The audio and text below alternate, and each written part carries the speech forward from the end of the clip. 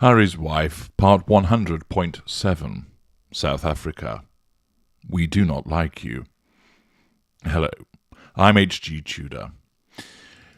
You really do have to be going something to ensure that more or less an entire country takes against you, or large sections of that population really don't like you.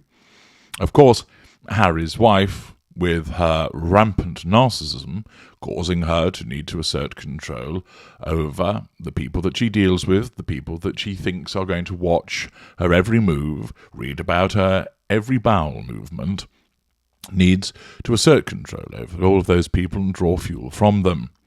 This means that she continues to engage in behaviours to assert control, flattering some, issuing compliments, fake compassion, in others, being dismissive, being provocative, devaluing, smearing, all of the various narcissistic manipulations through which you have become familiar, either through your own entanglement with a narcissist and, or, of course, through the excellent provision of information from this channel, a channel which is all about narcissism. Harry's wife has managed to tee off a large majority of the population of the United Kingdom. She has done so as a consequence of her own behaviour. Nothing to do with racism, nothing to do with misogyny, or based on the way that she has behaved.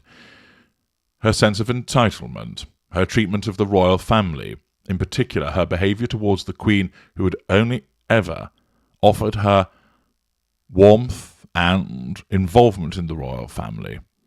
Her treatment of Harry, as she continues to engage him in the sustained devaluation, sucking the very life essence from the Ginger Prince.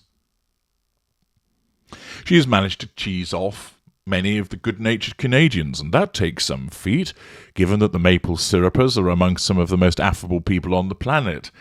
They did so as a consequence of her looking down the nose remarks about that country, and of course her demands with regard to the payment of security costs.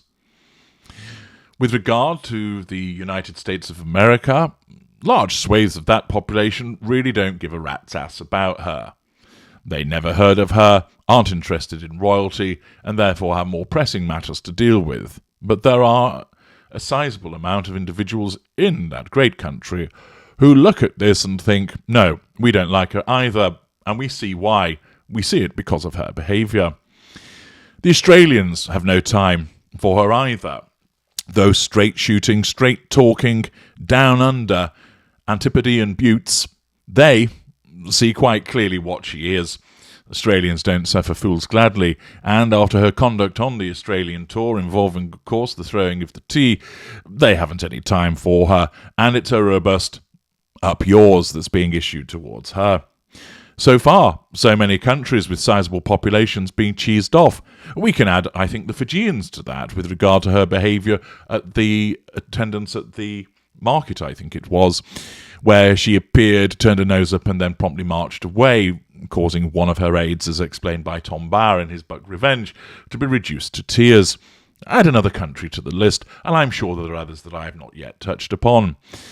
However, it's the turn of South Africa to demonstrate its displeasure. And this has arisen as a consequence of her latest revelations contained in the recent podcast. First of all, we turn to something called Eyewitness News, which explains, I think it's Wurtzak, Meghan, tops trends after Harry's wife South Africa fire in the nursery claim. The article states, written by Paula Lukhoff, Tweeps have taken exception to the way that Harry's wife portrays South Africa in her debut podcast series, Archetypes. Harry's wife's debut Spotify podcast series, Archetypes, or Arsewipes, has been dubbed the latest Harry's wife debacle by critics.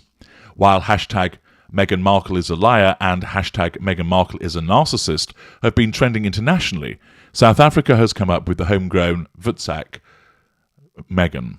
The hashtag hit number 1 on the Twitter trend list as local tweeps expressed their outrage about the claims Harry's wife's making about her official visit to South Africa in September 2019.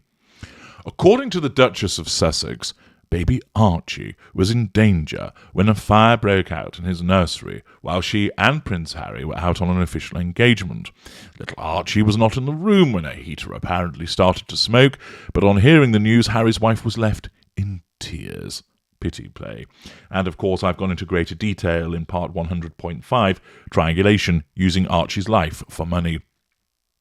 The article continues, providing a screenshot from somebody in South Africa called Lulama Anderson, who states very robustly, Harry's wife doesn't care how she portrays South Africa. She must never step foot here ever again.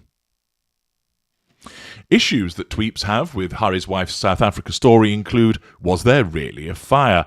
And why would a heater have been left on when it wasn't even winter?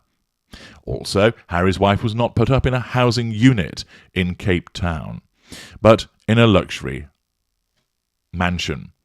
Somebody called Toure Bakahi writes, the Times calls out Harry's wife's podcast as pure narcissistic gibberish, but you can rely on the dishonest, humorless, politically correct New York Times to churn out Harry's wife's propaganda like it's gospel.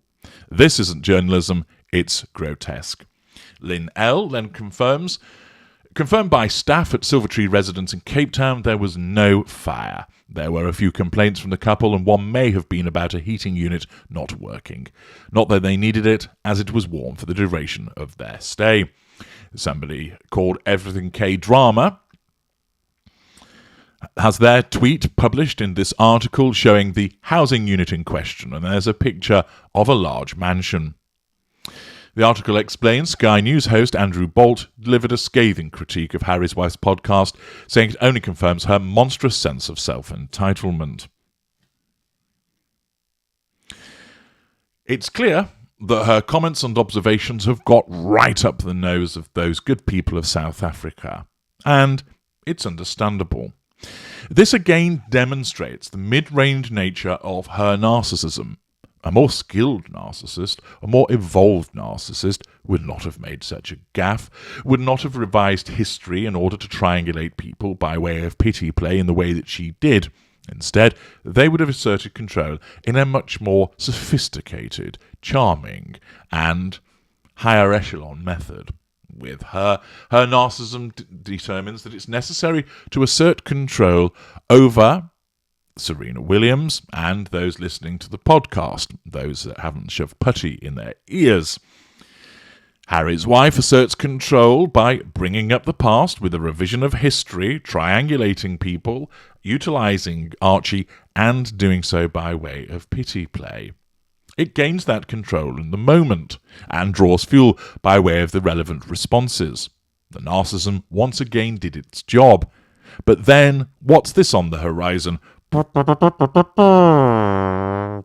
Yes, a collateral consequence, something which Harry's wife's narcissism, like all of those who are lesser and mid-range, generates on a repeated basis. And the collateral consequence is an entire nation absolutely fucked off with her behaviour. Way to go, Harry's wife. You assert control over Serena Williams, non-intimate secondary source, and a number of tertiary sources, numbers unknown, that happen to be listening to your podcast. But at the same time, you then go on, by way of collateral consequence, to lose control over a significant population who all express their outrage. Moreover, this then starts the hashtag trending, which other people have utilised as well. Of course, for Harry's wife, her narcissism then deals with that by essentially either indirectly asserting control by complaining, I didn't mean that about South Africa, why are they being so mean? Member of Coterie, Tugs Forlock, absolutely, your worshipfulness, Empress of Wokeness, they clearly don't understand how difficult it was for you to have an imaginary fire take place and then have to go out and engage in appointments. They have no sympathy. They are swivel-eyed, fleck-foamed, bigoted, misogynistic, black-hating, racist nutcases. And thus, indirectly, her narcissism has that sense of control once again. Or alternatively, her narcissism just jettisons it, basically kicking an entire nation's populace to one side, saying, your views don't matter because I'm Harry's wife. Of course, another factor that has arisen just recently was an observation in the Cut interview, that nauseating, absolute piece of onanism, the self-promotion and arse-lickery from the journalist concerned, and believe me, your glorious narrator will be taking that apart in spades, but that comes later. But one of the matters that arose from it was the reference to people rejoicing, apparently, in the same way that they did when Nelson Mandela was released.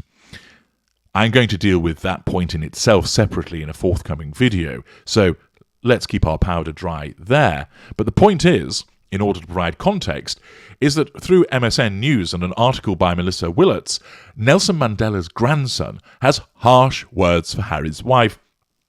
Well done, Harry's wife.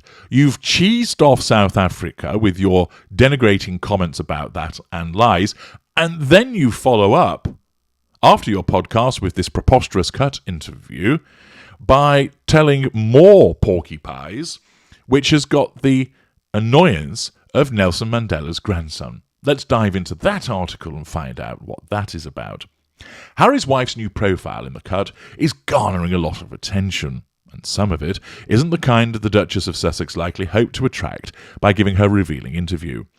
Express reports that much of the controversy that has swiftly followed the publication of the piece has to do with her seemingly continued negativity towards the royal family. Meanwhile, royal correspondent Richard Palmer tweeted that the interview feels tone deaf. Well, it will do. It's coming from Harry's wife, who has the ability to read a room of somebody whose eyeballs have been sucked out by a Dyson. One particular comment that seems to be sparking irritation is Harry's wife's comparison of her wedding to Prince Harry to Nelson Mandela being freed from prison. Grandiosity. Sense of entitlement. Delusion. Her specific quote was about seeing Lion King in London in 2019. I just had Archie. It was such a cruel chapter. Notice again that grandiose references to chapter as if her entire life is a book, which she believes that it is. I was scared to go out. Pity play. She said, that's when, according to the mum of two, a cast member from the production who was from South Africa and was just like light, what? Said to her, I just need you to know, when you married into this family, we rejoiced in the streets the same we did when Mandela was freed from prison. Bullshit! More about that in a separate video, though. Twitter immediately revolted over the comment, with one person saying in part, how can those words leave her mouth? She's gone beyond what is sanity at this point. Well, of course they can leave her mouth. She's a narcissist. Now, Mandela's own grandson has some cringe-inducing words for the Duchess of Sussex. Speaking exclusively to the Daily Mail, Zweli Mandela, whose grandfather was Nelson Mandela, noted his shock over hearing Harry's wife's comments surrounding his heroic family member. Nelson Mandela's release from jail was the culmination of nearly 350 years of struggle, in which generations of our people paid with their lives. It can never be compared to the celebration of someone's wedding. He blasted the Duchess's remarks. He added that if someone wants to model their lives after the late South African president, they must understand what Mandela did and be champions and advocates of the formerly imprisoned icon's own mission. The upset grandson had a lot more to say about the topic, ultimately condemning Harry's wife for giving voice to the notion of her marriage to a white prince being anything like Mandela winning his freedom and ending apartheid. At the time of writing, the Duchess of Sussex, who also announced her return to social media in the Cut, had not responded to any of the criticism surrounding comments she made in the interview, assertion of control by staying in a position of withdrawal. Now, as I mentioned, I'm going to deal with this utterly ridiculous deluded remark in a forthcoming part of the Harry's Wife series, so you can look forward to that. But the point is, once again, here's another collateral consequence of Harry's wife's narcissism, that she comes out with this absurd horse shit, driven by her grandiosity, the need to assert control, bringing up the past with a revision of history, and all that happens is Nelson Mandela's grandson is justifiably and correctly pissed off by this, and then issues his own observation about this, which continues to demonstrate that she is just a laughing stock, and reaffirms her narcissism. Accordingly, she gets herself once again in that situation of demonstrating her collateral consequences, which underpins her mid-range narcissism. But let's dive into some of the below-the-line comments in relation to what Nelson Mandela's grandson had to say to see what the flavour of the public's views are. Randy Levin, because Harry's wife is all about Harry's wife. No one else or nothing else. I pity Harry. Abby Golden, in her interview with Oprah, she called her wedding this spectacle and claimed she had to do for the crowds. She lies so much. CJ George, I think this is sarcastic, but Harry's wife did suffer at the hands of the British. The Queen would not let Harry's wife wear her first choice of tiara at her wedding. Emerald, she wanted to wear an emerald tiara. Her wedding was ruined. Thomas Langdon, well, after all, the entire world and universe revolves around Mimi. Such is the case with jealous narcissists.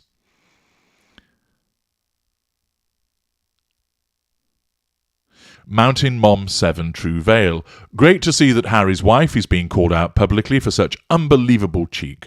Never has a nobody claimed to be such an important, special, entitled gift to the world like Harry's wife. People are gobsmacked at her massive ego, and that cut interview was mind-blowing.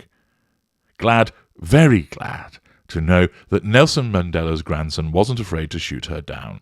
AM. Her narcissism knows no bounds. Robert Velu, good for him, defend your grandfather's honour. Trevor Pinn, I don't believe this story. She likes to get attention and will go to any lengths for it. It will never stop.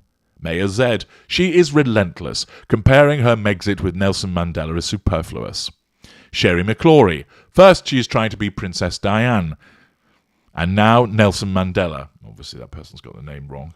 Try being Harry's wife for a bit and see how that works out for you. R.T. Grace, she is delusional. Clayton Bolden, she is a sociopath, I think he meant sociopath, who uses everyone and everything around her to stay relevant. That's me, such a diva, she can go away any time. Diana Winstead, she keeps the title because the Queen graciously let them do that. Hopefully soon enough, she'll be stripped of the titles that she makes tons of money off while bad-mouthing the royal family. Sue Bowie, ugh. She was able to manipulate a prince into marrying her and leaving the family he loved. Makes me so sad. Carlotta Freewoman. Princess Diana, no, Diana, Princess of Wales, has been dead for over 20 years. Harry says her spirit guides him. That being the case, doesn't Mandela's grandson have the right to speak for his grandfather and defend his memory and accomplishments? Ex-Navy gunner Non, I wonder how she'll try to spin this. Solomon Alika, she has no regards for what she says and who she offends as long as she makes her point. Smiling and sounding so sweet. She's not a good role model. Frank Gonzalez, who cares about the comments of a bitter, controlling gold digger and has-been actress? Lillian Baer, glad that he spoke up. She needs to stop all of the whining. Omicron, the Duchess of Dumb, enough said. Steve Cheese, Harry has got to cheat on her.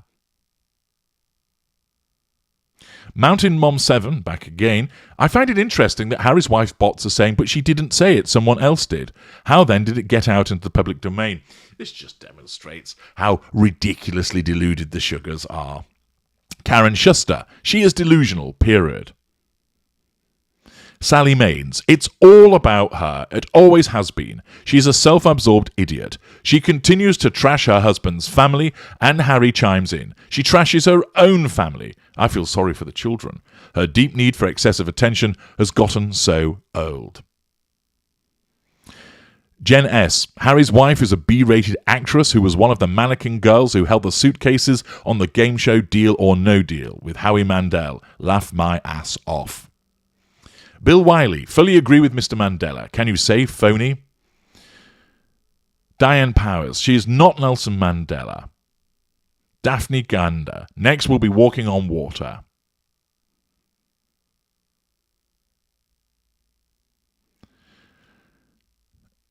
Charles Montgomery, spoiled brats equals silver spoon couple. They should get actual jobs and be quiet for once.